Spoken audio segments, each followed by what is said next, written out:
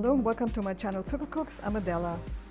Today's recipe is going to be chicken Milanese, which is also known as Parmesan chicken. And it's a super easy recipe that you can make in no time for a quick dinner. And here are the ingredients. There's not much to it. So we have the chicken breast, and what I did is I put them in a bag and I flatten them, and that way it cooks easier.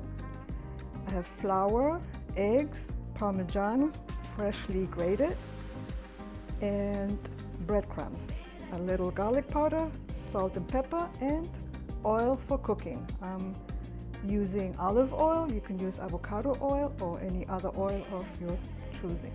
So let's get to this recipe. So I mixed the breadcrumbs with the Parmesan cheese and the chopped parsley, salt and pepper, and the garlic powder, and I mixed it well. I've beaten the eggs in this container, and this is just plain flour. So I'm going to dredge each chicken breast in the flour. I'm going to tap off the excess. I'm going to dip it into the egg wash, and then I'm going to dip it into the breadcrumb Parmesan mix. And then I'll set it over here and work on the second one.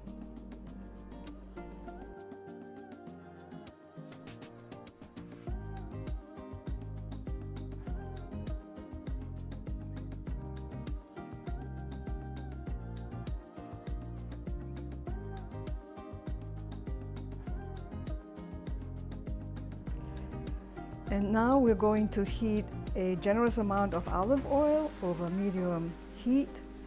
And once it starts shimmering, we're going to add the chicken breast. And because they're kind of big, I'm going to do one at a time. And I'm going to cook them on both sides until they have a nice golden color and they're cooked inside. And that's it. And here we have chicken Milanese. It looks really good. So my chicken breasts were kind of huge to be pan fried, so I ended up finishing them in the oven just 15 minutes at a 350, and that did the trick.